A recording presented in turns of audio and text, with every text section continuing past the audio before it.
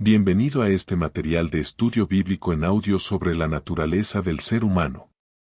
Una pregunta importante dentro de la teología es esta. ¿De cuántas partes está compuesto el hombre?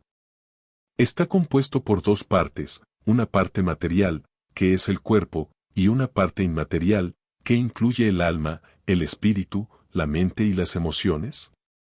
¿O está compuesto por tres partes distintas, alma, cuerpo y espíritu? Tradicionalmente, en muchas iglesias se enseña una estructura de tres partes. Sin embargo, surge una pregunta clave. ¿Es esta enseñanza completamente bíblica, o tiene influencia de pensamientos filosóficos externos, como los de origen griego? En este estudio estaremos evaluando ambas posturas. La dicotomía, que afirma que el ser humano está compuesto por una parte material y una parte inmaterial. Y la tricotomía, que propone que el ser humano está compuesto por tres componentes: el alma, el cuerpo y el espíritu. Hoy en día, con el acceso que tenemos a la información y a las escrituras, es importante examinar cuidadosamente lo que creemos y asegurarnos de que nuestras convicciones estén verdaderamente fundamentadas en la Biblia. A continuación, escucharás la definición de cada postura, junto con los argumentos y pasajes bíblicos que cada una utiliza para defender su posición. En el punto 9 se incluyen dos debates reales entre personas que sostienen estas posturas, donde cada uno presenta sus argumentos. Este audio corresponde a un material en formato PDF disponible en la descripción del video para su descarga. Análisis bíblico y hermenéutico. La dicotomía versus la tricotomía. Punto 1. Introducción. Para analizar el tema de si el hombre es dicótomo o tricótomo, lo primero es establecer las reglas. La única fuente de información confiable de donde podemos determinar cómo está compuesto el hombre es la Biblia. El texto bíblico es el que nos ayuda a contestar esta pregunta. Lo segundo, es dejar de un lado el orgullo y revestirse de humildad. Entendiendo que el objetivo aquí no es defender el ego manteniendo una posición firme en lo que uno siempre ha creído aunque nos muestren evidencias de que lo que creemos tiene procedencia dudosa. Primera de Corintios 8 desde el versículo 1b al versículo 3 dice, sabemos que todos tenemos conocimiento. El conocimiento envanece, pero el amor edifica.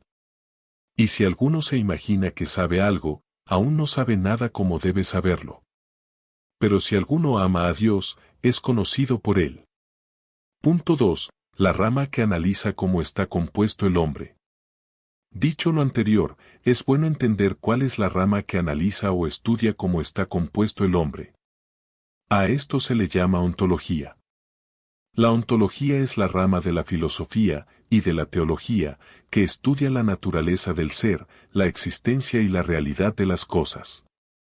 Cuando decimos que algo se interpreta ontológicamente, significa que estamos afirmando que existe como una realidad separada y concreta, no solo como concepto o función.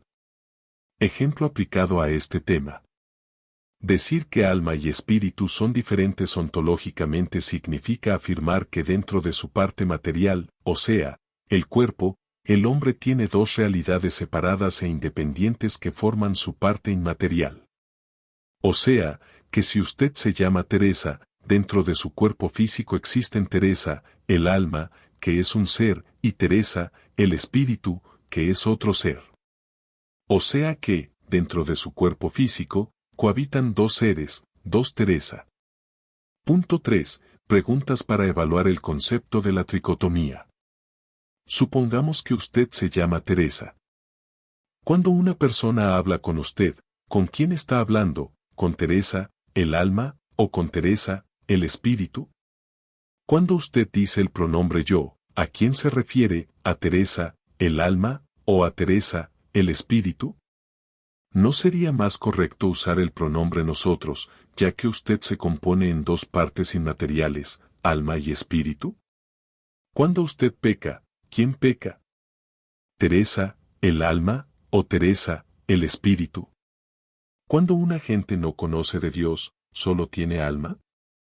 ¿No tiene espíritu? ¿Esas personas solo tienen dos partes o tres partes?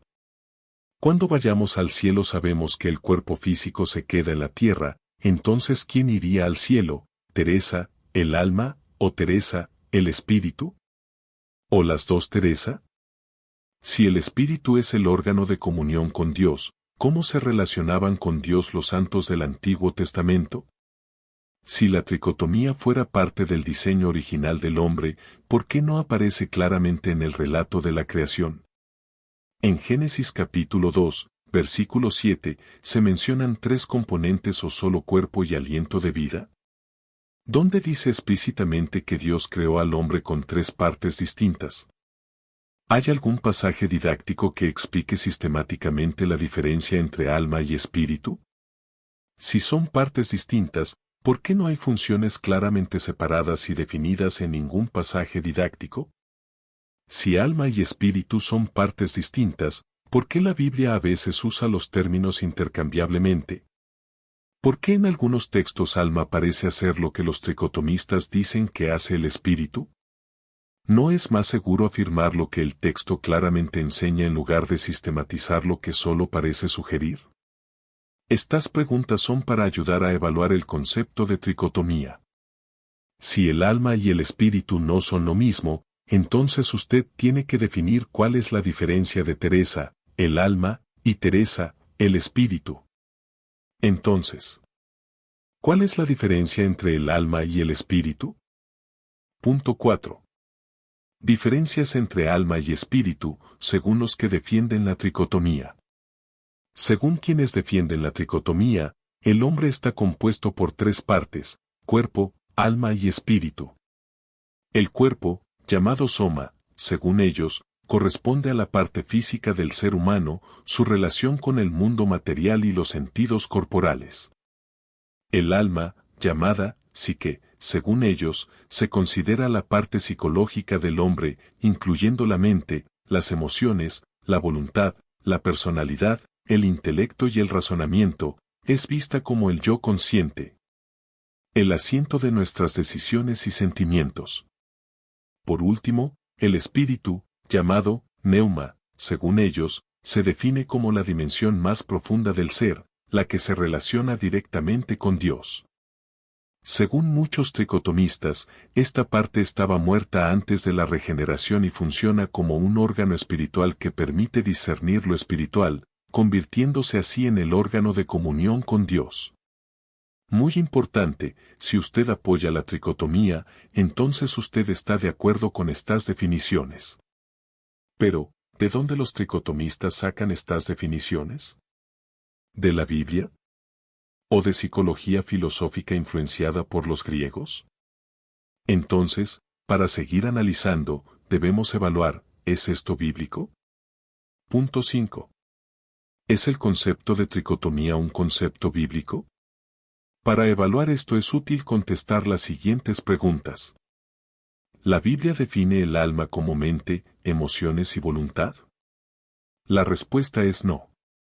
Lo que ocurre es que la Biblia usa la palabra alma, nefes, en el idioma hebreo, y psique, en el idioma griego, de maneras muy amplias y diversas. En algunos contextos, alma significa simplemente vida, en otros, puede referirse a la persona completa o incluso al yo individual. También se utiliza para describir emociones o, más generalmente, a un ser viviente. Un ejemplo claro se encuentra en Génesis capítulo 2, versículo 7, donde se dice que el hombre fue hecho alma viviente. En este caso, el término alma no designa una parte específica del hombre, sino al hombre completo. Por lo tanto, la idea de que el alma equivalga a mente, emociones y voluntad no proviene de la Biblia, sino que surge de la influencia de la psicología filosófica griega y de sistematizaciones posteriores. No de una definición bíblica directa. ¿La Biblia dice que el espíritu es el órgano exclusivo de comunión con Dios? La respuesta es no. No existe un versículo que afirme de manera explícita que el espíritu es el órgano de comunión con Dios, ni que diga que solo el espíritu puede relacionarse con Dios o que el alma no puede relacionarse con Dios. Esta idea es, en realidad, una inferencia teológica y no un mandato bíblico directo. Por ejemplo, Juan capítulo 4 versículo 24 menciona que debemos adorar en espíritu y en verdad, pero este texto no pretende enseñar anatomía del ser humano ni definir cómo se compone el hombre. Más bien, describe la naturaleza de la adoración, enfatizando la sinceridad y la conexión con Dios, sin implicar que solo el espíritu pueda participar de esa comunión. Este pasaje no está haciendo anatomía del ser humano. Está describiendo la naturaleza de la adoración.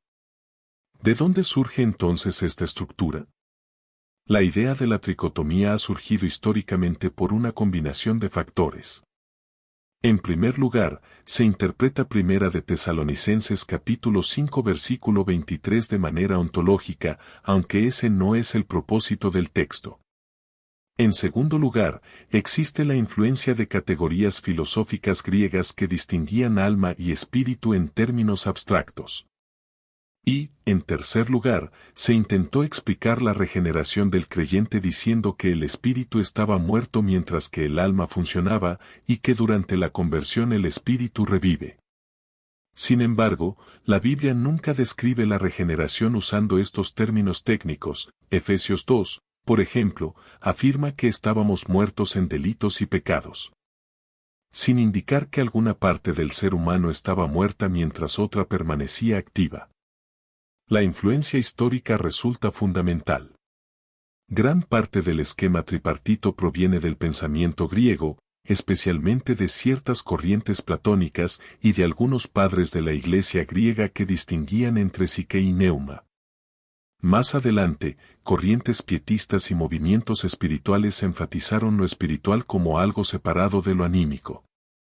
En conclusión, esta estructura no surge de una definición clara en Génesis ni en ninguna epístola didáctica, más bien, es el producto de interpretaciones filosóficas e históricas aplicadas a la escritura.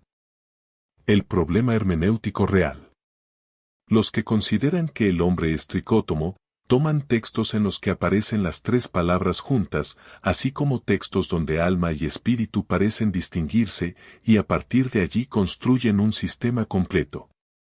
Sin embargo, nunca existe un pasaje didáctico que explique claramente, la composición del hombre es la siguiente. No hay ningún texto que defina explícitamente que el alma corresponde a la mente, las emociones y la voluntad, y que el espíritu sea el órgano exclusivo de comunión con Dios. La respuesta honesta es que no hay ninguno. Todo este esquema es, en realidad, una construcción sistemática basada en inferencias, no en definiciones bíblicas directas. ¿Intentan los tricotomistas basar la tricotomía en la Biblia?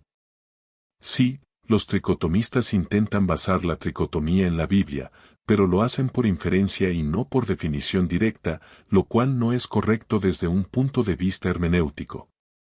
Para ello, usan textos como Primera de Tesalonicenses 5:23, Hebreos 4:12 y Primera de Corintios capítulo 2, versículo 14 y 15, donde se habla del hombre natural frente al espiritual. A partir de estos pasajes desarrollan el razonamiento de que, si el hombre natural no puede discernir lo espiritual, entonces debe existir una parte llamada espíritu, que es el órgano de discernimiento. Pero el texto nunca dice eso explícitamente, esto es una construcción sistemática, no una definición textual. Limitaciones del concepto de tricotomía en la Biblia. Si el espíritu fuera el único órgano de comunión con Dios, surge la pregunta, ¿por qué el alma también ama a Dios, lo bendice, se deleita en Él y es salvada? La Escritura muestra que el alma puede relacionarse directamente con Dios, lo que evidencia que la división funcional rígida entre alma y espíritu no se sostiene. La Biblia habla constantemente del alma en relación directa con Dios. Esto rompe la idea de que solo el espíritu puede comunicarse con Dios, demostrando que la tricotomía como separación estricta carece de soporte textual. Por ejemplo, en el Salmo 113 dice, bendice, alma mía, a Jehová. Esto indica que el alma puede adorar y amar a Dios. Por lo tanto, la división funcional estricta entre alma y espíritu comienza a debilitarse y pierde sentido práctico y teológico. Además, si se asume que el hombre tiene tres partes ontológicas, surgen preguntas sin respuesta, como ¿Cuál de ellas es regenerada? ¿Cuál estaba muerta? ¿Puede una parte estar viva mientras otra permanece muerta? Efesios 2 aclara que estábamos muertos en delitos y pecados, refiriéndose al ser humano completo y no a una parte aislada. Esto muestra que la caída afectó al hombre en su totalidad, poniendo en duda la idea de una separación ontológica estricta entre alma y espíritu. Análisis de los pasajes que suelen usarse para defender la tricotomía. Primera de Tesalonicenses 5:23. El texto dice, que todo vuestro ser sea guardado irreprensible, espíritu, alma y cuerpo. A primera vista, algunos interpretan este versículo como una descripción de tres partes ontológicas del ser humano. Sin embargo, cuando observamos cómo la Biblia usa este tipo de lenguaje, vemos que no necesariamente está enseñando la composición del hombre. Por ejemplo, en Marcos capítulo 12 versículo 30 Jesús dice, y amarás al Señor tu Dios con todo tu corazón, y con toda tu alma, y con toda tu mente y con todas tus fuerzas. Aquí aparecen varias dimensiones, corazón, alma, mente y fuerzas. Si aplicáramos el mismo razonamiento literalista, tendríamos que concluir que el ser humano está compuesto por 5 partes distintas. Evidentemente, ese no es el punto del texto. El propósito del pasaje es enfático, abarcar la totalidad de la persona. De la misma manera, en Primera de Tesalonicenses 5:23 Pablo no está presentando un tratado de antropología, sino expresando un deseo pastoral, que toda la persona, en cada aspecto de su vida sea guardada irreprensible delante de Dios. Es un lenguaje inclusivo que busca expresar totalidad, no definir la estructura ontológica del ser humano. Hebreos 4:12. Este pasaje afirma que la palabra de Dios penetra hasta partir el alma y el espíritu. Algunos interpretan esto como evidencia de que alma y espíritu son entidades separadas. Sin embargo, el propósito del autor no es explicar la composición del hombre, sino describir la profundidad con la que la palabra de Dios examina el corazón humano. El lenguaje apunta a lo más íntimo del ser, mostrando que nada puede esconderse delante de Dios. El contraste entre alma y espíritu funciona como una manera de expresar profundidad y penetración total, no como una explicación técnica de tres partes distintas dentro del ser humano. Lucas capítulo 1, versículos 46 y 47, el cántico Magnificat de María. Algunos argumentan que aquí se distingue claramente entre alma y espíritu porque María dice, mi alma engrandece al Señor, y mi espíritu se regocija en Dios mi Salvador. Según esta interpretación, el alma realiza una función y el espíritu otra, lo que implicaría dos partes distintas. El problema con esta lectura es que introduce una psicología sistemática dentro de un texto poético. Lucas 1 contiene el Magnificat, que es un cántico con estructura hebrea. En la poesía hebrea es común repetir la misma idea utilizando palabras diferentes. Un ejemplo claro aparece en el Salmo capítulo 19, versículo 1, que dice, los cielos cuentan la gloria de Dios. Y el firmamento anuncia la obra de sus manos. Aquí cielos y firmamento no describen dos realidades distintas, es un paralelismo enfático, es decir, expresan lo mismo de manera reiterativa.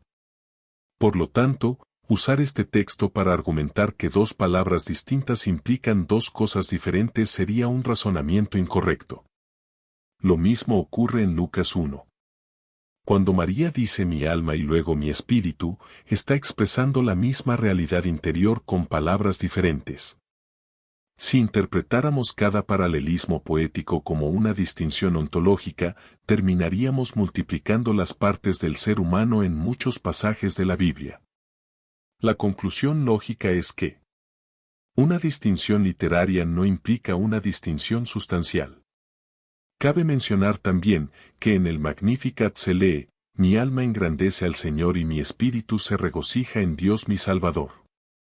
Si el tricotomista define el alma como la sede de las emociones y la mente, y el espíritu como la facultad de conexión con Dios, entonces el texto parece invertir esas funciones. porque atribuye al alma un acto espiritual de adoración y al espíritu una emoción de gozo.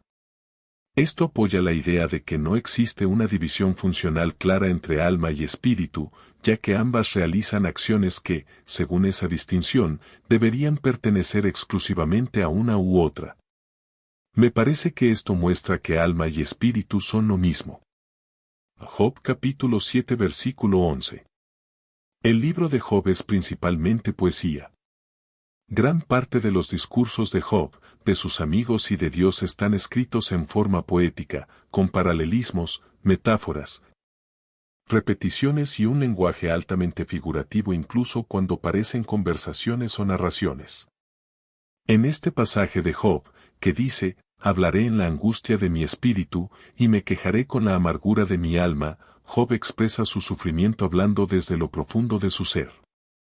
Algunos interpretan que, al mencionar alma o espíritu, está describiendo diferentes componentes del ser humano. Sin embargo, expresar una experiencia desde distintos ángulos no significa que existan múltiples sustancias dentro de la persona. Al igual que el Magnificat de María, Job 7:11 debe entenderse dentro de su contexto poético. Job está expresando angustia existencial y sus palabras sobre alma y espíritu funcionan como un recurso literario para mostrar la intensidad de su sufrimiento, no como una descripción sistemática de la composición del hombre. En el lenguaje cotidiano decimos cosas como, me duele el corazón, estoy destruido por dentro, o, mi alma está triste. Estas expresiones no implican que existan varias entidades dentro de nosotros, simplemente describen la intensidad de la experiencia. En la Biblia, además, la palabra alma muchas veces significa simplemente persona. Por ejemplo, cuando se habla de las almas que descendieron a Egipto, el significado es personas. Por lo tanto, el hecho de que Job mencione su alma o su espíritu no constituye una prueba de una ontología tripartita, más bien refleja la profundidad de su sufrimiento. Punto 6. ¿Cómo la Biblia describe la composición del hombre? Al observar el conjunto de la Escritura, vemos que la Biblia describe al ser humano de distintas maneras según el contexto. En algunos pasajes se habla de cuerpo y espíritu, en otros simplemente se menciona el alma, y en otros el espíritu, refiriéndose a la dimensión interior del hombre. También encontramos textos que hablan de cuerpo y alma, como en Mateo capítulo 10 versículo 28 y no temáis a los que matan el cuerpo, mas el alma no pueden matar, temed más bien a aquel que puede destruir el alma y el cuerpo en el infierno. En este pasaje, Jesús menciona únicamente dos elementos, cuerpo y alma, sin introducir el espíritu como una tercera entidad distinta. Si la antropología tricotómica fuera una enseñanza fundamental sobre la naturaleza del ser humano, este habría sido un momento apropiado para explicarla con claridad, pero el texto no lo hace.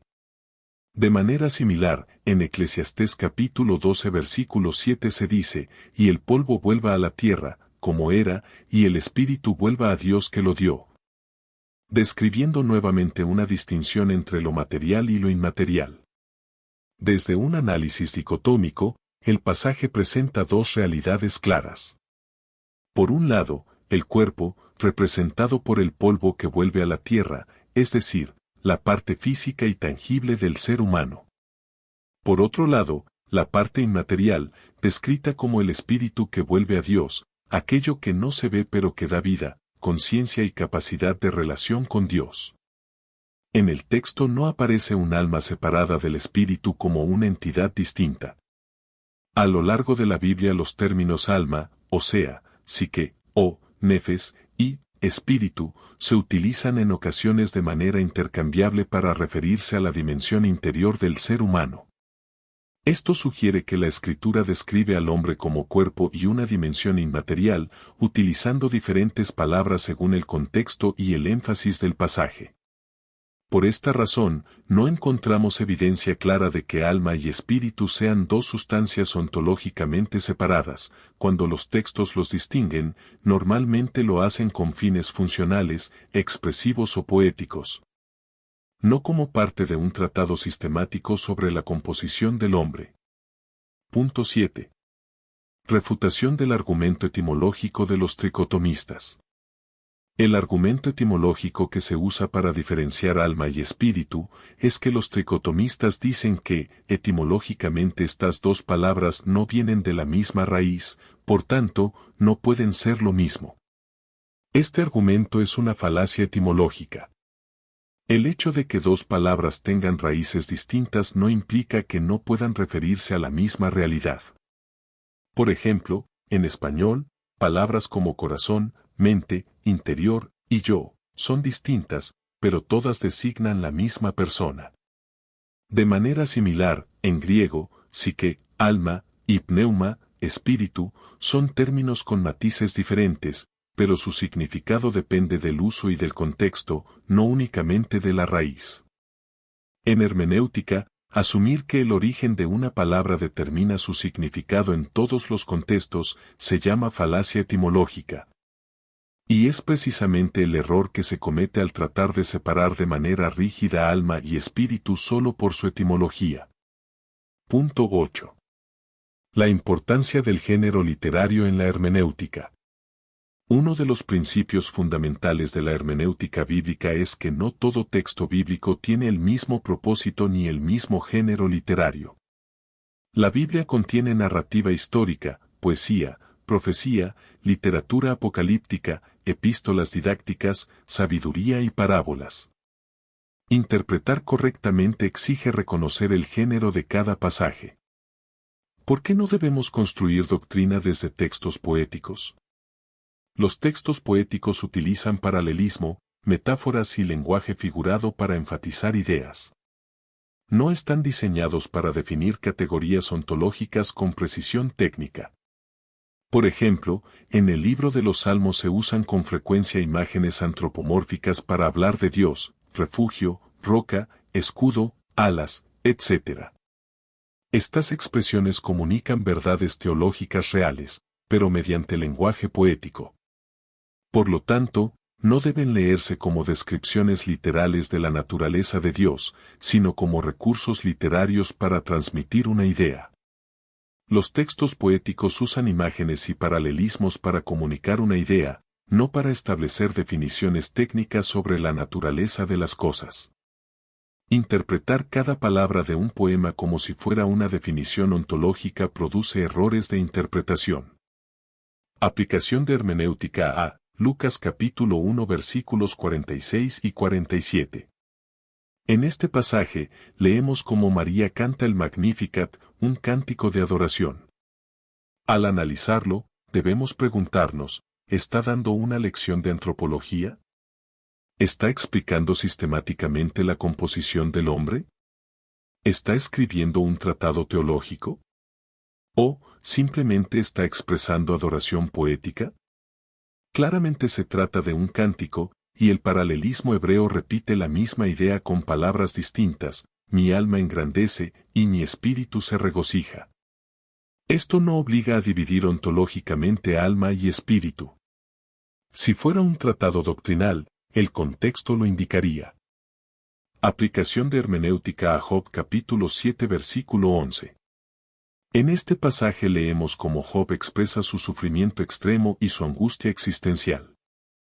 La pregunta clave es, ¿está explicando cómo está compuesto el hombre, o, está manifestando su dolor emocional? Es un discurso emocional. Construir ontología a partir de un lamento es metodológicamente débil. Principios hermenéuticos esenciales. Al tratar de interpretar textos, siempre debemos preguntarnos: ¿quién está hablando? ¿A quién se lo está diciendo? ¿En qué contexto? ¿Con qué propósito? ¿Y cuál es el género literario de lo que estoy leyendo? Si no hacemos estas preguntas, corremos el riesgo de leer sistemática donde hay poesía, aplicando criterios doctrinales donde solo hay lenguaje expresivo. El ejemplo de Josué 10. En Josué se dice que el sol se detuvo. Esto no enseña cosmología, sino lenguaje fenomenológico. Aquí, lo que se describe es lo que se ve desde la perspectiva humana. Científicamente sabemos que es la Tierra la que gira. Tomar cada descripción narrativa o poética como definición científica u ontológica conduce a errores graves. Del mismo modo, el Cántico Magnificat de María no pretende enseñar antropología técnica ni que el espíritu y el alma sean cosas diferentes. Punto 9. Ejemplos prácticos que muestran por qué la idea de tricotomía confunde y hace difícil entender pasajes bíblicos. Debate bíblico entre un dicotomista llamado Pablo y una tricotomista llamada Teresa. Quise usar parte del comentario de una tricotomista para ilustrar de manera práctica por qué es importante entender correctamente lo que enseña la Biblia, aun cuando se trate de temas que no son cardinales, como esto de tricotomía versus dicotomía. Los errores de interpretación de ciertos pasajes pueden confundir y dificultar la comprensión de otros textos, porque uno termina analizándolos con premisas incorrectas que no mantienen la secuencia lógica. El comentario de un tricotomista sobre Apocalipsis 6:9 ayuda a demostrar esto de manera clara. A continuación, cito textualmente el comentario de una persona tricotomista llamada Teresa, tal cual, y sin editar. Cito. En Apocalipsis capítulo 6, versículo 9 dice, vi las almas de los que habían sido muertos, ¿verdad? Creo que lo que ellos quieren decir es que eran, bueno, quería decir la vida de ellos, pero en realidad, hermano, a mí, así es como yo entiendo este pasaje. Ellos habían sido muertos. Esos eran cuerpos fallecidos. Y la Escritura dice que el espíritu vuelve a Dios. Ellos ya no tenían vida. Por lo tanto, lo que había ahí era un cuerpo, era, de alguna manera, le llamó almas, ¿verdad?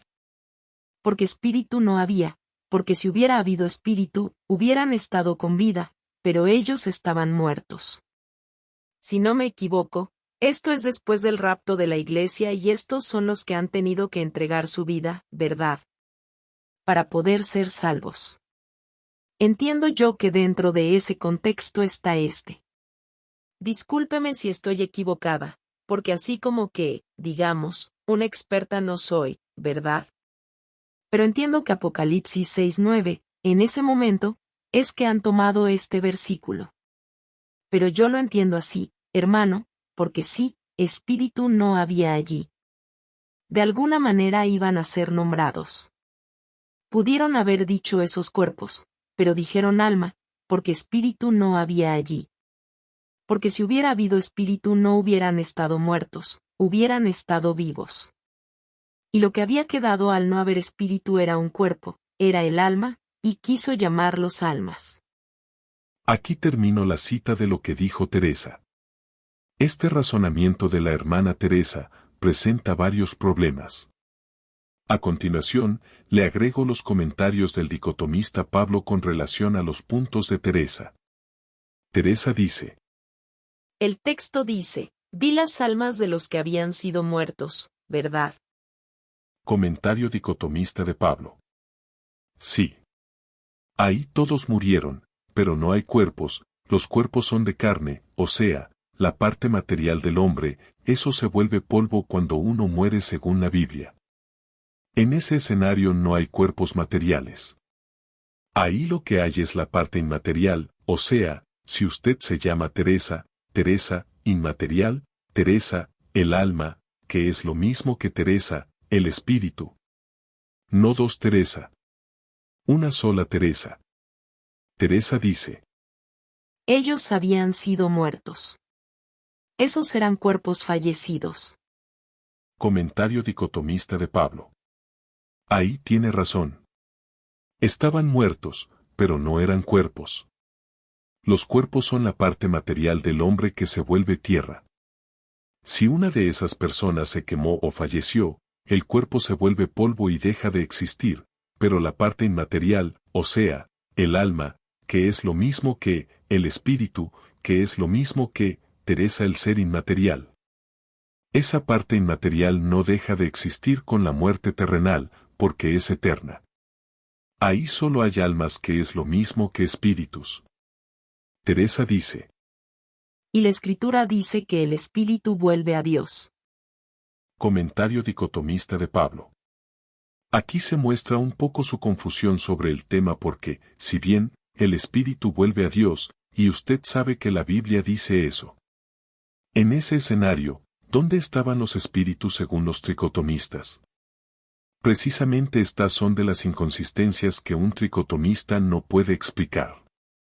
Lo correcto es que ahí no se mencionan los espíritus porque ya dijeron almas, y alma y espíritu es lo mismo. Teresa dice: ellos ya no tenían vida.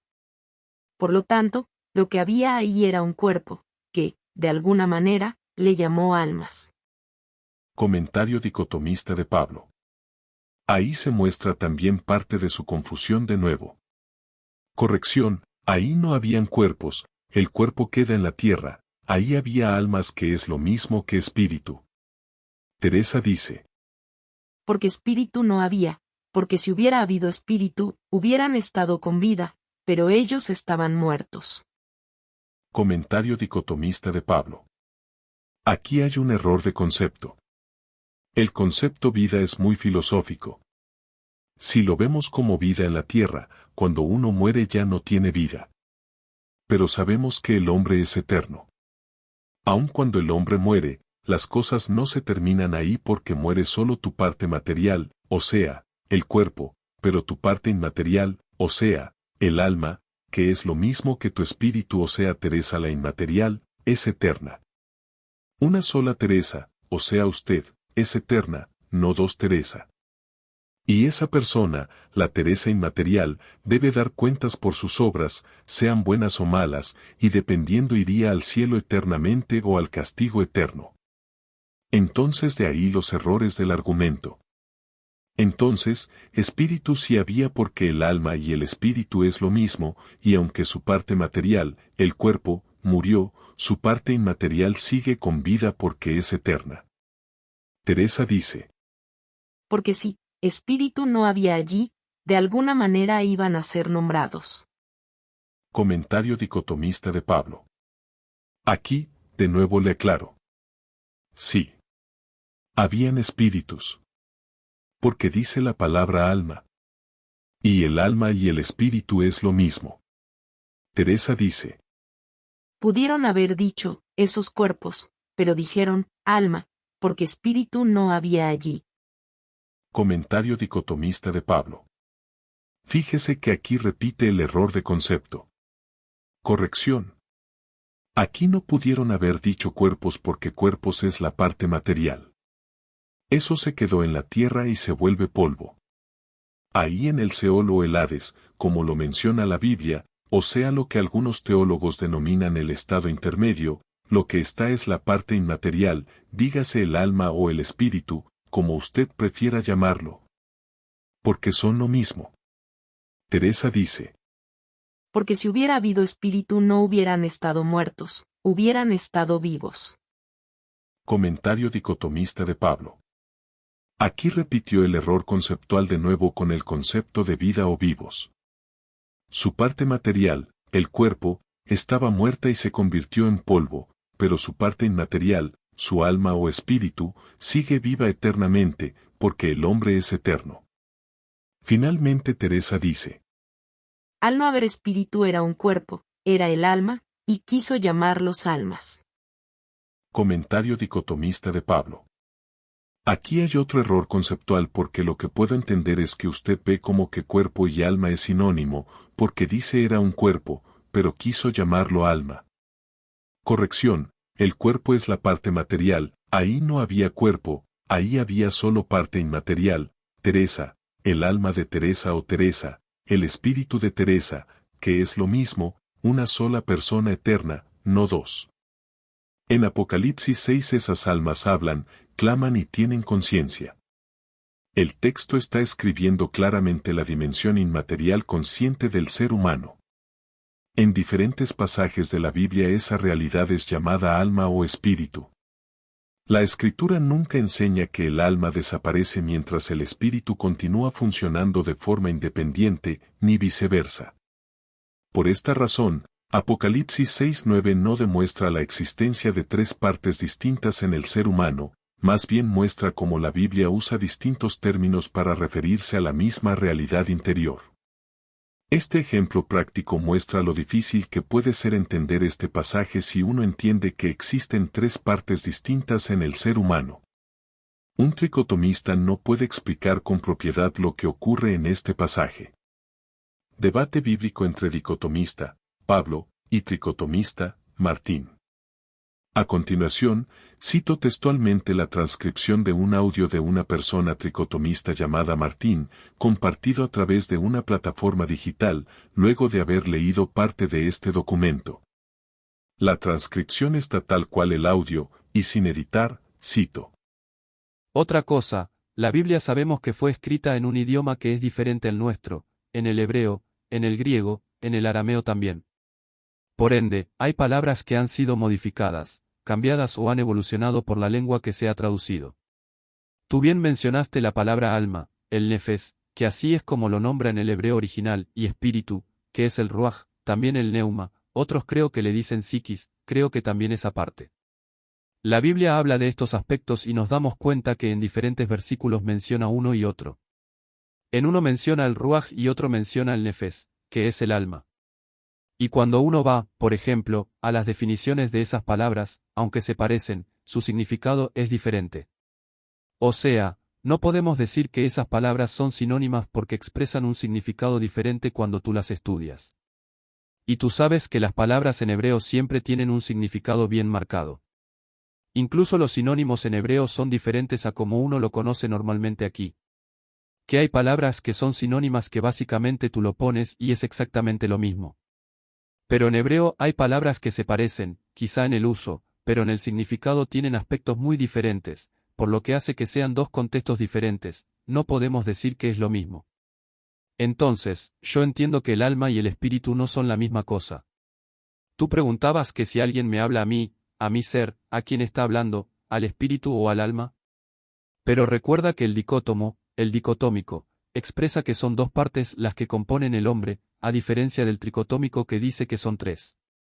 Entonces tú expresas que si una gente me habla a mí, yo no puedo decir yo, sino nosotros, en el caso de que si tuviéramos un espíritu y un alma, deberíamos decir nosotros. Pero en caso de la dicotomía, como son dos, entonces también aplicaría el asunto del plural. Porque yo también, yo soy el cuerpo y también soy el alma. Entonces cuando yo digo yo, aunque solamente tuviera un alma y no un espíritu, entonces yo tuviera que decir nosotros en ese caso, porque tendría alma y cuerpo. Para mí, yo estoy expresando lo que yo entiendo, lo que yo puedo interpretar con la Biblia.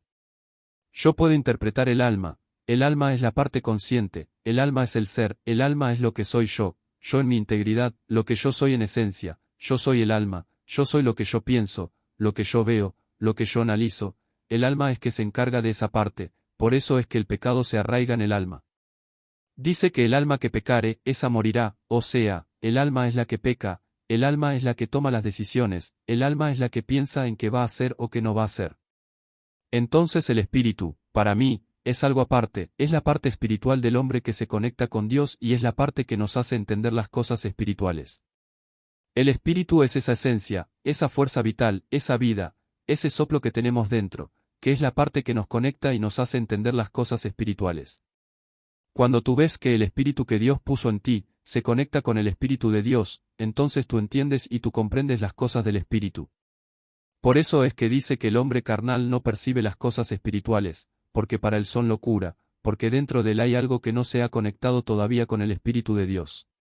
Por eso es que la gente, hasta que no tiene un contacto directo con el Espíritu Santo, no comprende ciertas cosas, porque el espíritu de él no se ha conectado todavía. Entonces yo entiendo que el espíritu no es una parte consciente, la parte consciente es el alma, la parte que piensa y razona, pero el espíritu es una parte de nosotros que está ahí, que Dios puso, que es la que se conecta, es la esencia y es la fuerza vital que tenemos nosotros ahora. El versículo que siempre se utiliza para defender esto, ¿verdad? Uno de ellos, es Primera de Tesalonicenses 5 y 23, donde dice que el mismo Dios de paz os santifique por completo todo vuestro ser espíritu, alma y cuerpo. ¿Verdad? Como tú dices, que ahí Pablo no está estableciendo una división en la composición del hombre, y que la intención del texto, aunque lo menciona, no es establecer una composición o una diferencia entre esos tres, pero el asunto está en que lo menciona, aunque no es su intención, él lo menciona. Entonces cuando él dice y todo vuestro ser, o sea en otras palabras, Y todo lo que ustedes son, que son espíritu, son alma y son cuerpo, o sea, y todo vuestro ser, todo en total. Él está diciendo que Dios lo santifique por completo, y para él no dejar nada dijo espíritu, alma y cuerpo, entonces está viendo que hay una diferencia, se está viendo que hay una parte del espíritu que fue necesario Pablo destacar para que entendamos que el espíritu no se debía quedar afuera, o sea, Pablo quizás podía mencionar el alma y ya, entendiendo que es lo mismo, pero él destacó espíritu, alma y cuerpo, sea guardado irreprensible para la venida de nuestro Señor Jesucristo. Aquí termina la cita de lo que dijo Martín. Al igual que en el ejercicio anterior con el comentario de la hermana Teresa, el dicotomista Pablo dividió el comentario del hermano Martín en 12 partes para analizarlo parte por parte y agregar sus comentarios. Parte 1. Martín el tricotomista dice: La Biblia sabemos que fue escrita en un idioma que es diferente al nuestro, en el hebreo, en el griego, en el arameo también. Comentario de Pablo el dicotomista. Aunque la Biblia fue escrita originalmente en hebreo, griego y arameo, lo que significa que algunas palabras han sido modificadas o han evolucionado en las traducciones. Esto no afecta la autoridad de la Biblia ni su enseñanza. Parte 2.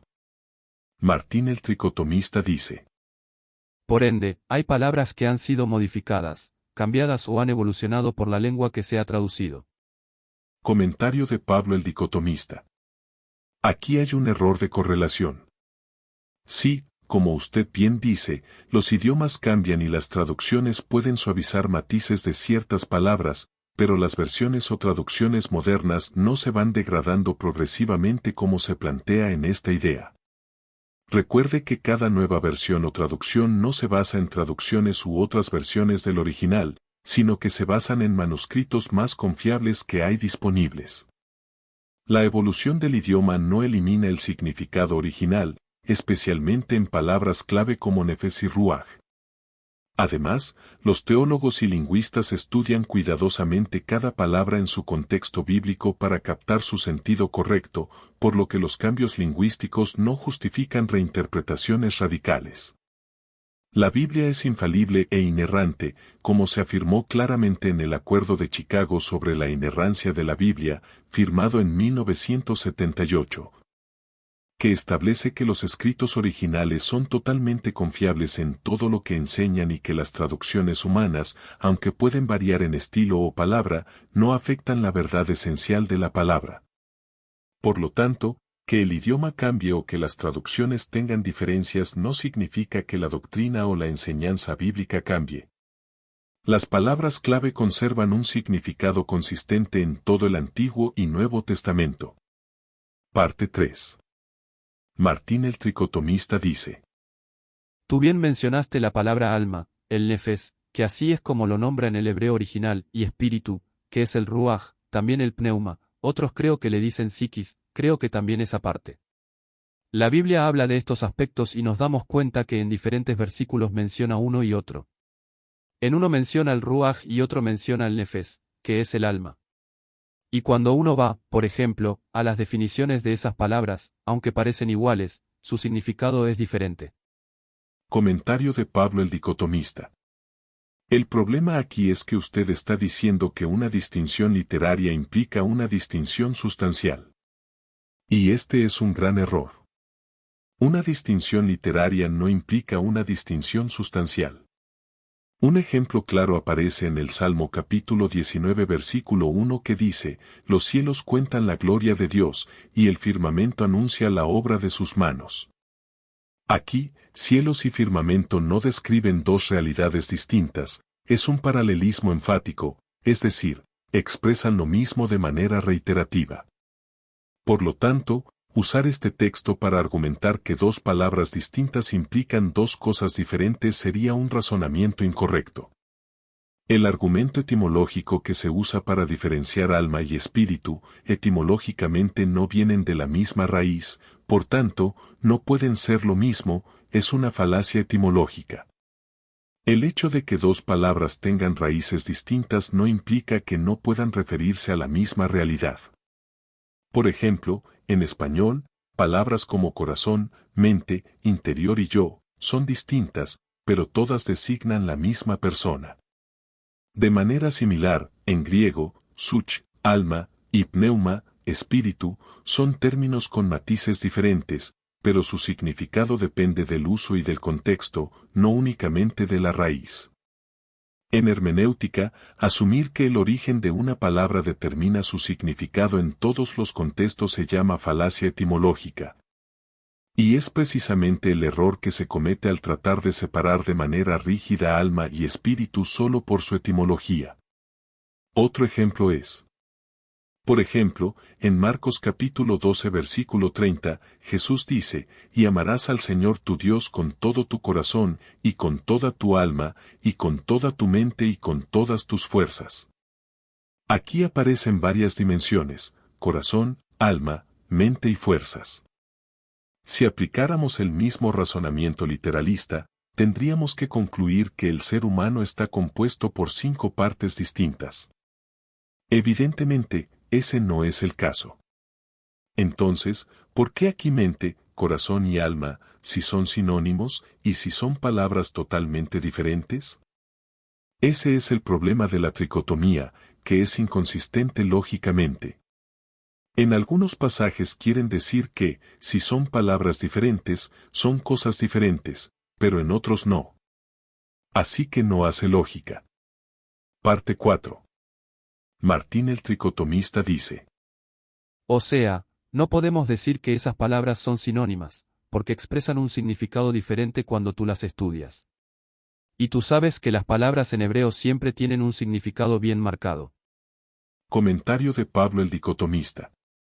Decir que no podemos considerar sinónimas a 2 palabras solo porque expresan significados diferentes es un error lógico. Todos los sinónimos tienen matices distintos y aún así designan la misma realidad. Por ejemplo, en español, feliz y alegre son palabras diferentes, pero ambas describen la misma emoción. Si nos ponemos muy técnicos, podríamos decir que no son exactamente lo mismo porque son palabras distintas, pero al final, por más distintas que sean, estas palabras indudablemente son sinónimos. No hay sabiduría en decir que no son sinónimos; decir que no son sinónimos es una terquedad. Lo mismo ocurre en hebreo y griego bíblico. Nefes y ruach, o such y pneuma, pueden tener matices distintos, pero en contexto bíblico describen aspectos complementarios de la misma vida humana. Por lo tanto, la diferencia en significado o raíz no prueba que sean entidades separadas; el sentido final depende del contexto y del uso, no solo de la palabra. Parte 5. Martín el tricotomista dice: Incluso los sinónimos en hebreo son diferentes a como uno lo conoce normalmente aquí. Hay palabras que son sinónimas que básicamente tú lo pones y es exactamente lo mismo. Pero en hebreo hay palabras que se parecen, quizá en el uso, pero en el significado tienen aspectos muy diferentes. Por lo que hace que sean 2 contextos diferentes, no podemos decir que es lo mismo. Entonces, yo entiendo que el alma y el espíritu no son la misma cosa. Comentario de Pablo el dicotomista.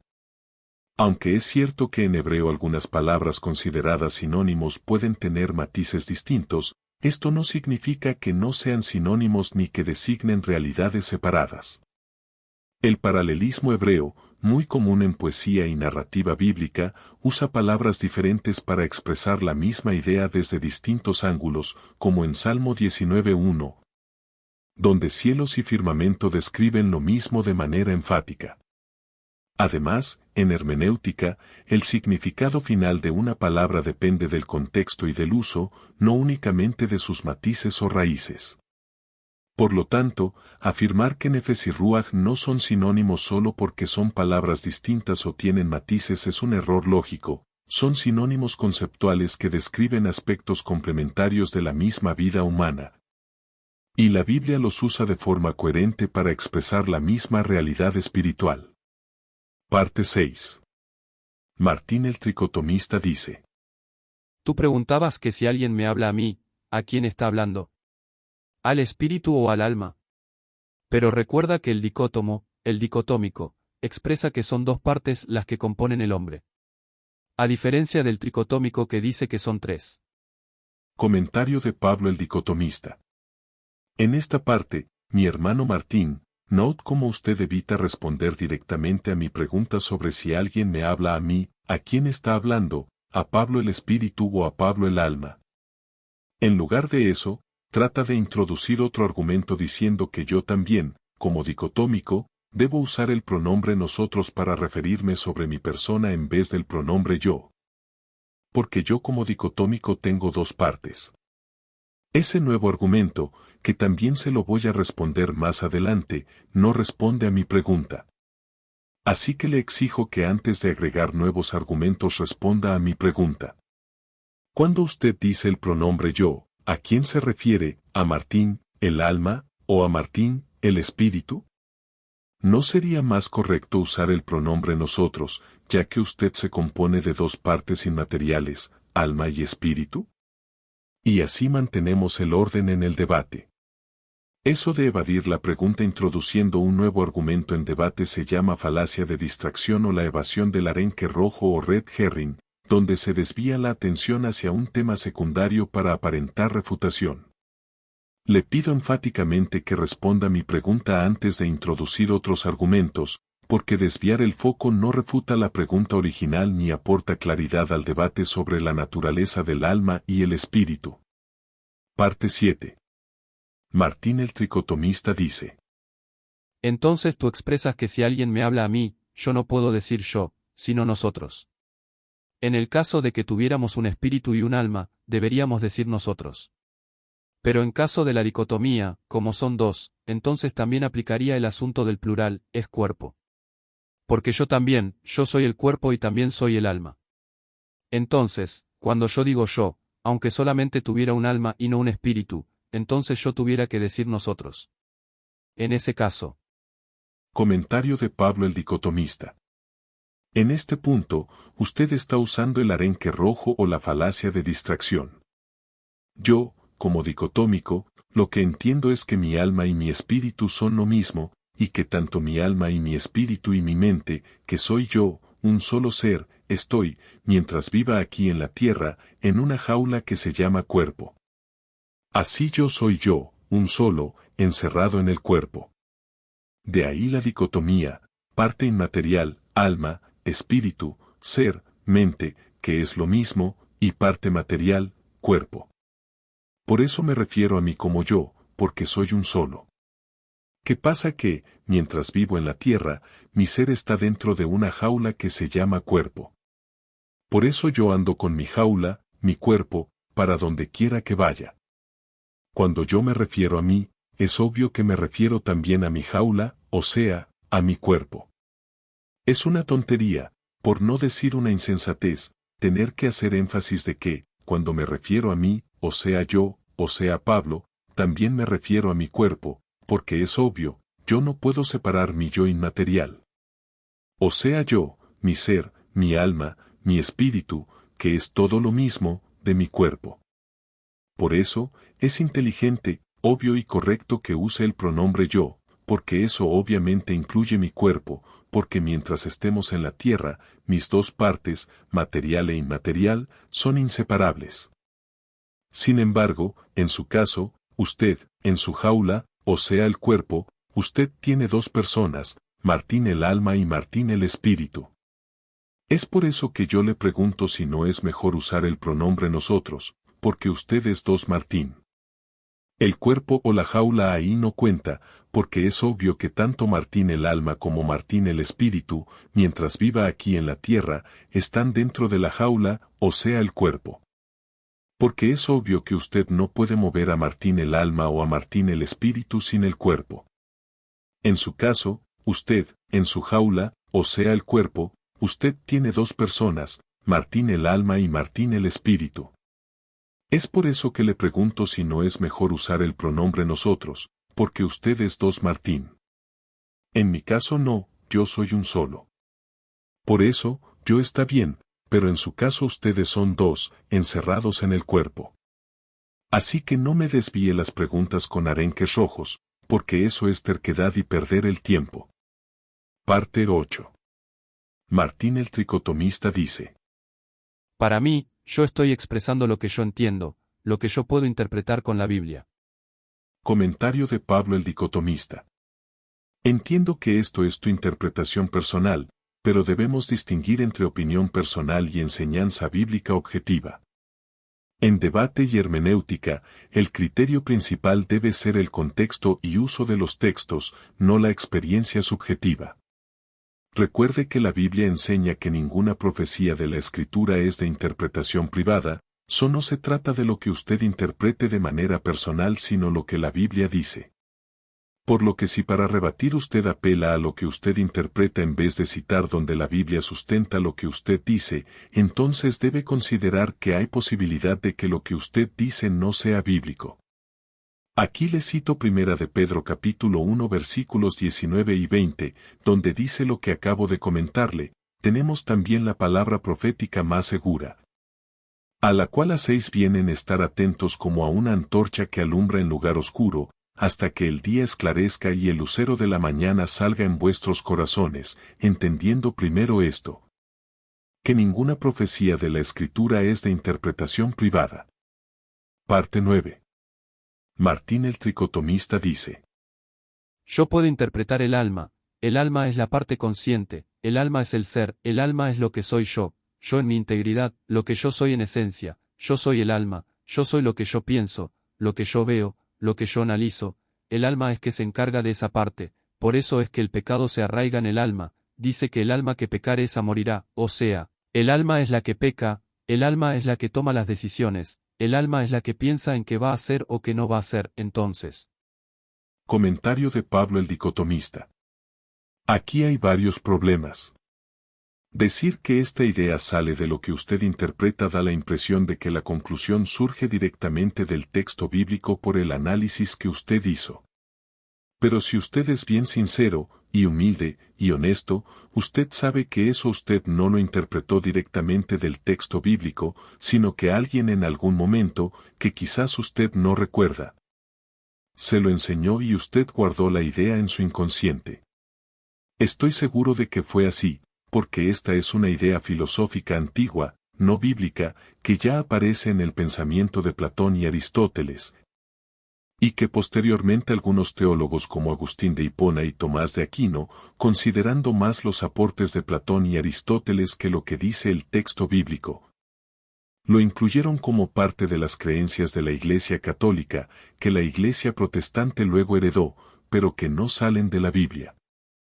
Martín el tricotomista dice: El alma es la parte consciente, el alma es que se encarga del yo, mi integridad, lo que yo soy en esencia, lo que yo pienso, lo que veo, lo que analizo. Comentario de Pablo el dicotomista: no hay ningún versículo en la Biblia que diga que el alma es quien únicamente se encarga de hacer esas cosas. Eso fueron los filósofos que decían eso, no la Biblia. Martín el tricotomista dice: El alma es que piensa. Comentario de Pablo el dicotomista: eso contradice la Biblia, porque la Biblia dice. En Marcos capítulo 2 versículo 8 dice: Y conociendo luego Jesús en su espíritu que cavilaban de esta manera dentro de sí mismos, les dijo: ¿Por qué caviláis así en vuestros corazones? Lo que claramente muestra que el espíritu piensa, discierne, percibe, procesa, conoce. Martín el tricotomista dice: El alma es la que analiza. Comentario de Pablo el dicotomista: eso contradice la Biblia, porque la Biblia dice. En 1 de Corintios capítulo 2 versículo 11. Porque ¿quién de los hombres sabe las cosas del hombre, sino el espíritu del hombre que está en él? Así tampoco nadie conoció las cosas de Dios, sino el espíritu de Dios. Aquí vemos que es el espíritu el que sabe las cosas del hombre, o sea, es quien es capaz de procesar y entender lo interno. Todo eso es sinónimo de analizar lo que está dentro del hombre y saberlo y conocerlo. Según lo que usted dijo, el alma es la que piensa solamente, pero aquí vemos que la Biblia dice que el espíritu también hace estas cosas. Martín el tricotomista dice: El alma es mi esencia. Comentario de Pablo el dicotomista: la esencia de uno es la voluntad de uno, la disposición, las emociones, la conciencia, pero eso contradice la Biblia, porque la Biblia dice. Mateo capítulo 26 versículo 41. Velad y orad, para que no entréis en tentación, el espíritu a la verdad está dispuesto, pero la carne es débil. Lo que quiere decir que el espíritu tiene voluntad, que es parte de la esencia del ser, no solo el alma como usted dice. Según lo que usted dijo, el alma es la que toma decisiones, pero aquí vemos que la Biblia dice que el espíritu tiene voluntad, así que la voluntad va de la mano con la toma de decisiones. Por tanto, no solo el alma hace esto, sino también el espíritu. Y también, Juan capítulo 13 versículo 21 dice: Habiendo dicho Jesús esto, se conmovió en espíritu, y declaró y dijo: de cierto os digo, que uno de vosotros me va a entregar. Lo que quiere decir que el espíritu siente emociones, que también es parte de la esencia del ser, no solo el alma como usted dice. Martín el tricotomista dice: El alma es la que peca, el alma es la que toma las decisiones, el alma es la que piensa en qué va a hacer o qué no va a hacer. Comentario de Pablo el dicotomista: esto es un error gigantesco de hermenéutica que contradice la Biblia, porque la Biblia dice.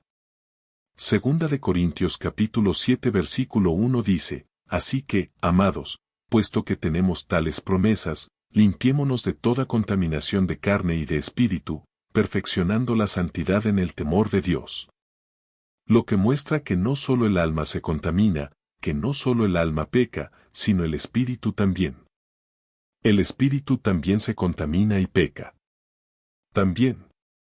Salmos capítulo 78 versículos 8 dice: no fuesen como sus padres, generación contumaz y rebelde, generación que no dispuso su corazón, ni fue fiel para con Dios su espíritu. O sea, que el espíritu no fue fiel para con Dios, o sea, el espíritu es infiel también, no solo el alma. Por tanto, el espíritu también peca, no solo el alma. Parte 10.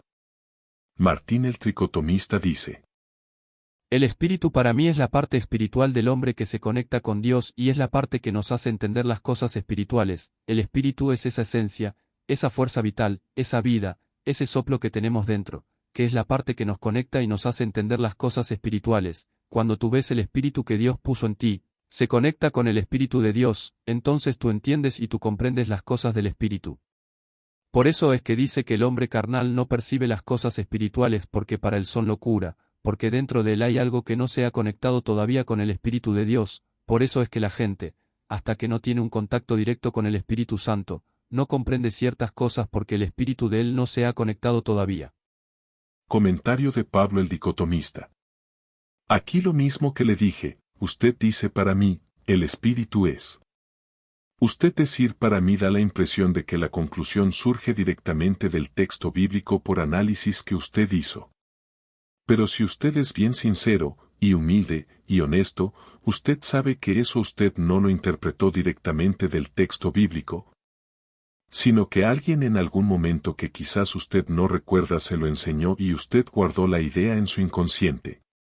Estoy seguro de que fue así, porque esta es una idea filosófica antigua, no bíblica, que ya aparece en el pensamiento de Platón y Aristóteles, y que posteriormente algunos teólogos como Agustín de Hipona y Tomás de Aquino, considerando más los aportes de Platón y Aristóteles que lo que dice el texto bíblico, lo incluyeron como parte de las creencias de la Iglesia católica, y que la Iglesia protestante luego heredó, pero que no salen de la Biblia. Martín el tricotomista dice: El espíritu para mí es la parte espiritual del hombre que se conecta con Dios y es la parte que nos hace entender las cosas espirituales. El espíritu es esa esencia, esa fuerza vital, esa vida, ese soplo que tenemos dentro, que es la parte que nos conecta y nos hace entender las cosas espirituales. Comentario de Pablo el dicotomista: pero eso contradice la Biblia porque Salmos capítulo 42 versículo 1 dice: como el ciervo brama por las corrientes de las aguas, así clama por ti mi alma.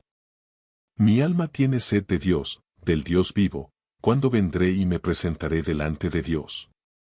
Aquí vemos que el alma también puede tener conexión íntima con Dios y deseo espiritual, no solo el espíritu.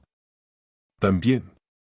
Salmos capítulo 103 versículo 1 dice: bendice, alma mía, a Jehová, y bendiga todo mi ser su santo nombre. Aquí vemos también que el alma es espiritual y entiende cosas espirituales porque participa activamente en alabanza y relación con Dios.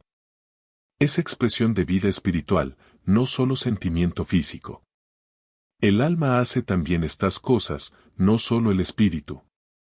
Salmos capítulo 119 versículo 73 dice: Tus manos me hicieron y me formaron, guárdame, pues, y enséñame lo que debes hacer, y mi alma entenderá tus preceptos.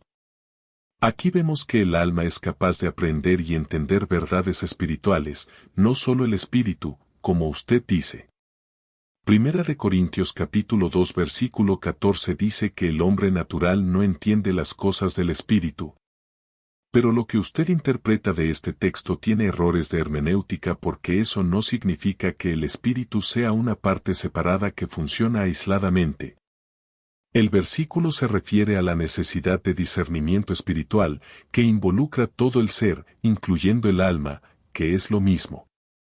Parte 11. Martín el tricotomista dice: Entonces yo entiendo que el espíritu no es una parte consciente, la parte consciente es el alma, la parte que piensa y razona, pero el espíritu es una parte de nosotros, que está ahí que Dios puso, que es la que se conecta, es la esencia y es la fuerza vital que tenemos nosotros ahora. Comentario de Pablo el dicotomista. ¿Cómo es eso que usted dice que el espíritu no es una parte consciente? Esto contradice la enseñanza bíblica. Decir que solo el alma piensa, decide y siente emociones es una división artificial, errónea, basada en filosofía griega, no en la escritura. El espíritu también participa de la conciencia, la voluntad y la capacidad de entender lo espiritual. Le acabo de dar varios versículos mostrando que es una parte consciente.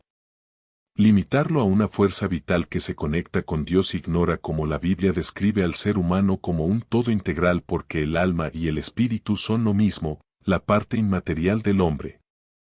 Por eso usted ve que lo que usted dice que hace el alma, basado en filosofía griega, no bíblica, también lo hace el espíritu y lo que usted dice que hace el espíritu, basado en filosofía griega, no bíblica. También lo hace el alma, porque son lo mismo. Por lo tanto, sus argumentos son errores de interpretación porque no reflejan la realidad bíblica. Alma y espíritu no son entidades separadas, son lo mismo. Parte 12. Martín el tricotomista dice: El versículo que siempre se utiliza para defender esto, ¿verdad? Uno de ellos, es Primera de Tesalonicenses capítulo 5 versículo 23, donde dice que el mismo Dios de paz os santifique por completo todo vuestro ser espiritual, alma y cuerpo, ¿verdad? Como tú dices ahí que Pablo no está estableciendo una división en la composición del hombre. La intención del texto, aunque lo menciona, no es establecer una composición o una diferencia entre esos tres, pero el asunto está en que lo menciona. Aunque no es su intención, él lo menciona, entonces cuando él dice y todo vuestro ser, o sea en otras palabras, y todo lo que ustedes son, que son espíritu, son alma y son cuerpo, o sea, y todo vuestro ser, todo, él está diciendo que Dios lo santifique por completo y para él no dejar nada dijo espíritu, alma y cuerpo, entonces se está viendo que hay una diferencia. Se está viendo que hay una parte del espíritu que fue necesario Pablo destacar para que entendamos que el espíritu no se debía quedar afuera, o sea, Pablo quizás podía mencionar el alma y ya, entendiendo que es lo mismo, pero él destacó espíritu, alma y cuerpo, sea guardado irreprensible para la venida de nuestro Señor Jesucristo. Comentario de Pablo el dicotomista. Martín, tu argumento tiene un problema lógico y hermenéutico serio. Estás basando una doctrina de composición humana en una mención retórica dentro de una oración pastoral. Primero, tú mismo admites que el texto no tiene la intención de establecer una división ontológica, pero luego dices que como lo menciona, entonces hay diferencia. Eso es una contradicción. No se puede afirmar que el texto no tiene intención doctrinal estructural y al mismo tiempo usarlo como prueba estructural. Segundo, el hecho de que Pablo enumere términos no significa necesariamente que esté definiendo partes separadas del ser. En la Biblia es común usar acumulación de términos para expresar totalidad, no para enseñar divisiones técnicas.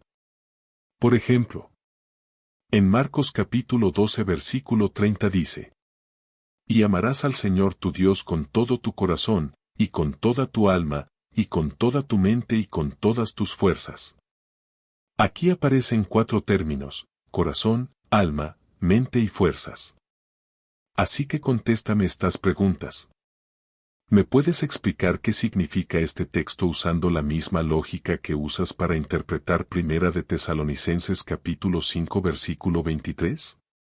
¿Significa eso que el ser humano tiene 5 partes separadas si a estas 4 agregamos el espíritu? Aquí para Jesús no dejar nada fuera, o sea incluir todo, tuvo que decir corazón, alma, mente y fuerzas. Aquí se está viendo que además del espíritu hay 4 partes más que fue necesario que Jesús destacara para que entendamos que ni el corazón, ni el alma, ni la mente ni las fuerzas se debían quedar fuera porque todas estas cosas son cosas diferentes. Aquí Jesús, que es Dios, quizás podía mencionar el alma y ya, entendiendo que es lo mismo, pero él destacó corazón, alma, mente y fuerzas, porque estas 4 cosas son diferentes. Si alguien dice, te lo digo con todo mi corazón, con toda mi alma y con todo mi ser, ¿está hablando de 3 entidades distintas dentro de sí o está enfatizando la totalidad de su persona? Si con estas preguntas usted no es capaz de ver el problema de su interpretación de Primera de Tesalonicenses capítulo 5 versículo 23, estamos perdiendo el tiempo. De ser cierto su argumento sobre Primera de Tesalonicenses capítulo 5 versículo 23, entonces el hombre no estaría compuesto solo de 3 partes como usted explica, sino de mínimo 6 partes. En Primera de Tesalonicenses capítulo 5 versículo 23 al igual que en Marcos capítulo 12 versículo 30 se usa un paralelismo enfático que en hermenéutica significa que se están usando varias palabras para enfatizar la totalidad de la acción o del sujeto, no para dividir en partes independientes. El corazón, alma, mente, espíritu, fuerzas, mi ser, todo es lo mismo, la parte inmaterial del hombre. Otro ejemplo está en Jeremías capítulo 17, versículo 10. Yo Jehová, que escudriño la mente, que pruebo el corazón. Aquí se mencionan mente y corazón como si fueran distinguibles, pero en muchos otros textos ambos términos describen la vida interior de forma intercambiable. No se está enseñando una división anatómica del alma humana, sino usando lenguaje expresivo. Esto no quiere decir que aparte del alma hay otra parte diferente y distinta llamada corazón y que también hay otra que se llama mente. Si su interpretación de Primera de Tesalonicenses capítulo 5 versículo 23 es correcta, entonces no me puede decir que la mente y el corazón son partes del alma. Tendrían que ser 2 partes más totalmente independientes. ¿Nota la inconsistencia de su argumento? Otro ejemplo está en Lucas capítulo 24 versículo 39 que dice, mirad mis manos y mis pies, que yo mismo soy, palpad y ved, porque un espíritu no tiene carne ni huesos, como veis que yo tengo. Aquí Jesús usa carne y huesos para enfatizar que su cuerpo es real y físico, no un espíritu sin sustancia. Observa bien, carne y huesos no son entidades separadas, son distintas formas de hablar de un mismo cuerpo, igual que en otros pasajes donde se usa corazón, alma, mente y fuerzas para describir la totalidad de la persona. El patrón es claro, la Biblia utiliza sinonimia enfática para enfatizar la totalidad o distintas dimensiones de un mismo ser, no para enseñar que cada término sea una entidad separada. ¿Significa Lucas capítulo 24 versículo 39 que carne y huesos son 2 entidades humanas separadas e independientes? No. Es una forma de enfatizar realidad física completa. Lo mismo ocurre en Primera de Tesalonicenses capítulo 5 versículo 23.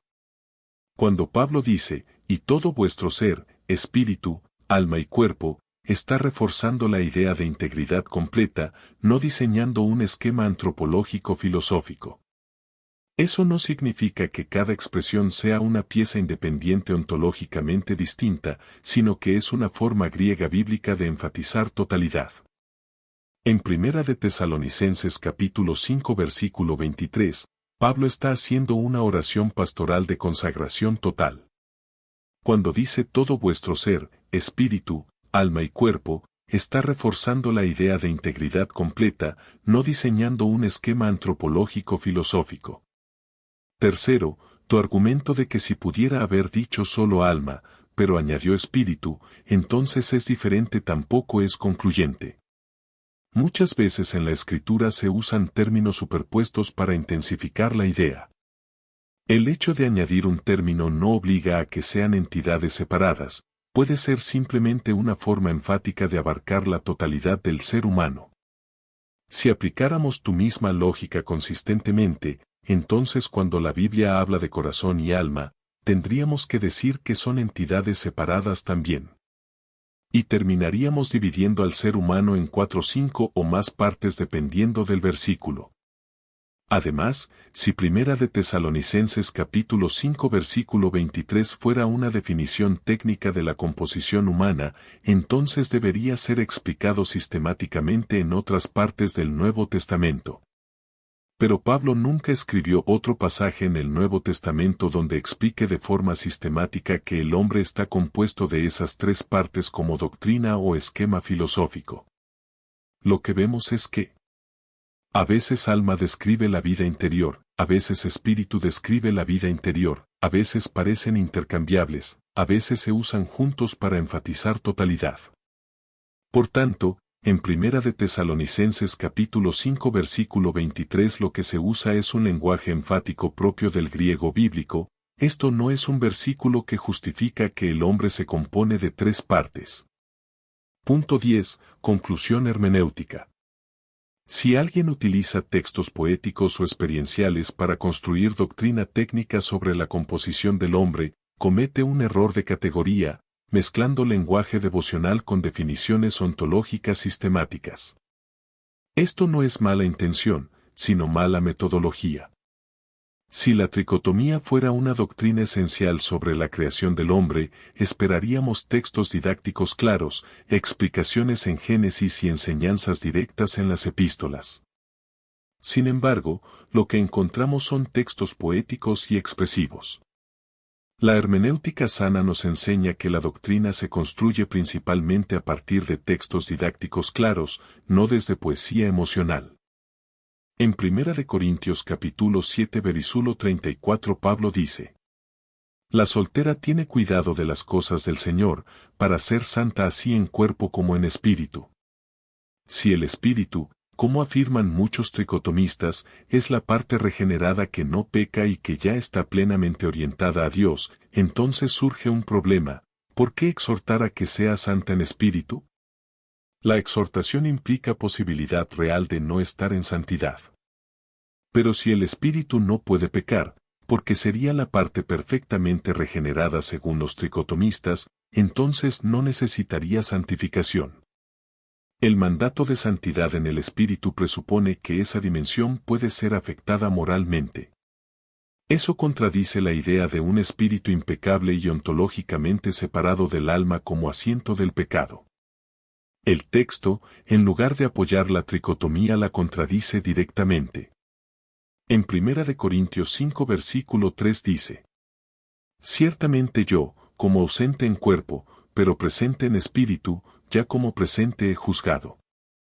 Aquí Pablo afirma estar presente en espíritu y emitir juicio disciplinario.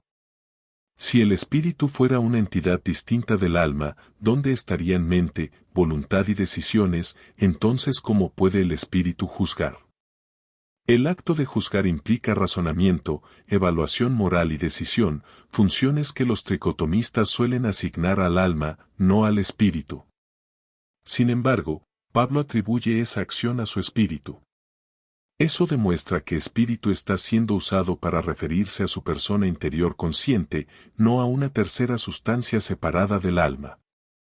Si el espíritu puede deliberar y ejercer juicio, entonces la distinción rígida entre alma, mente y voluntad, y espíritu, relación con Dios, se desdibuja.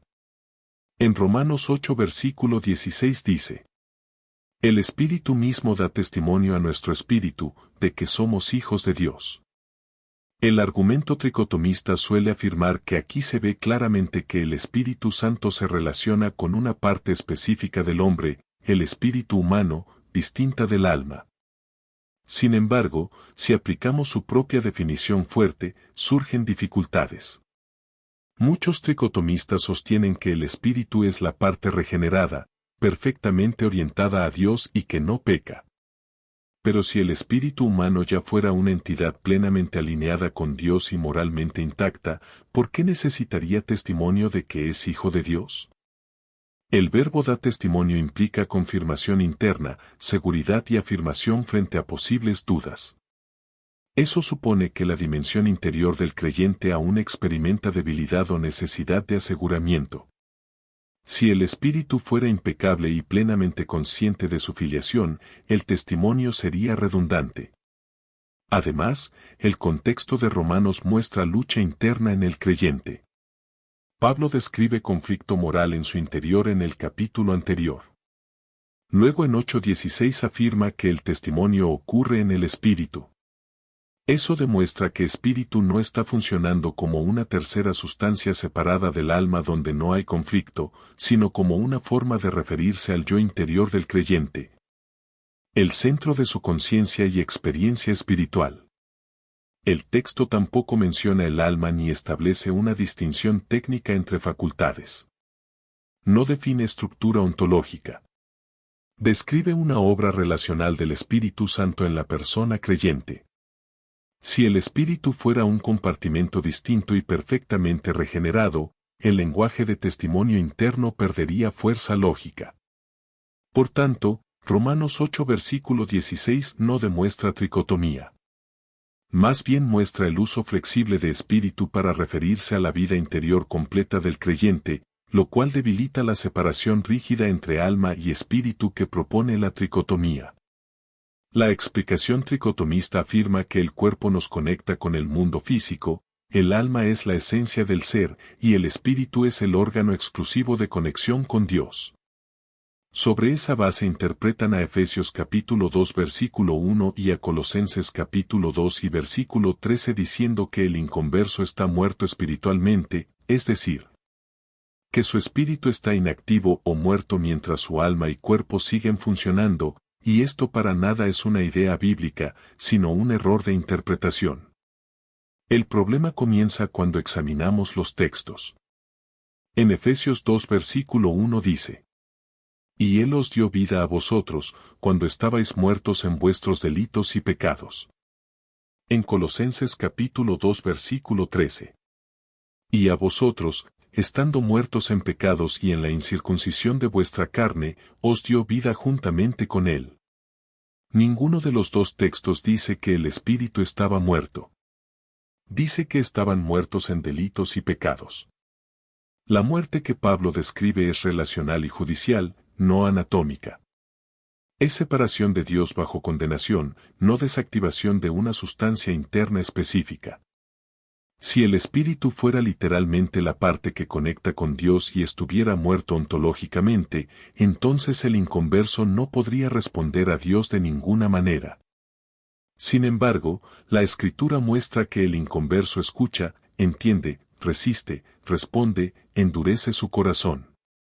Eso implica actividad interior real. No se describe un compartimento apagado, sino una condición moral caída.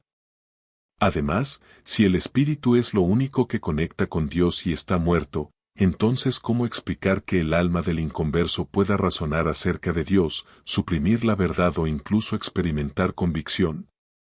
La Biblia nunca dice que el alma no pueda relacionarse con Dios. Esa división funcional estricta no aparece explícitamente en ningún pasaje de la Biblia. La definición tricotomista también enfrenta un problema conceptual. Si el alma es la esencia del ser y el espíritu es otra entidad distinta, entonces ¿cuál de las dos es el verdadero yo? Cuando Pablo habla del hombre interior, del alma que peca en el Antiguo Testamento, o del espíritu contrito, no establece fronteras anatómicas claras. Usa ambos términos para describir la dimensión interior completa. Por eso, el debate no es simplemente si hay dos o tres palabras. Es si la Escritura enseña tres sustancias distinguibles con funciones exclusivas.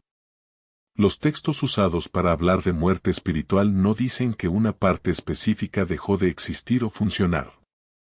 Describen una condición moral y relacional de toda la persona. Así que la cuestión real no es si el espíritu es parte del alma o algo distinto en teoría filosófica.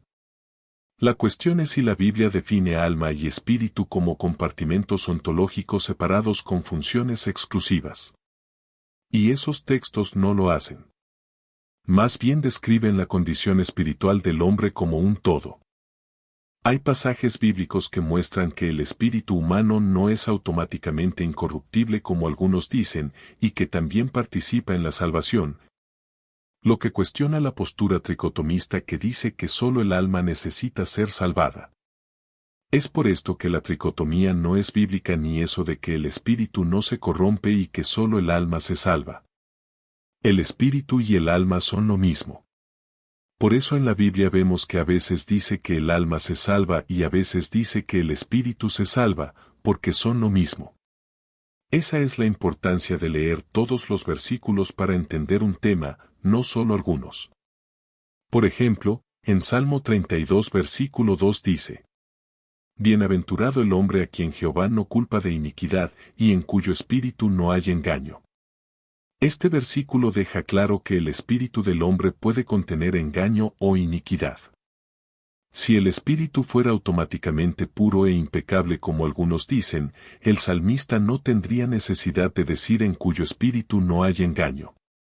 Esto indica que el espíritu humano puede estar afectado por pecado y no es independiente de la moralidad de la persona.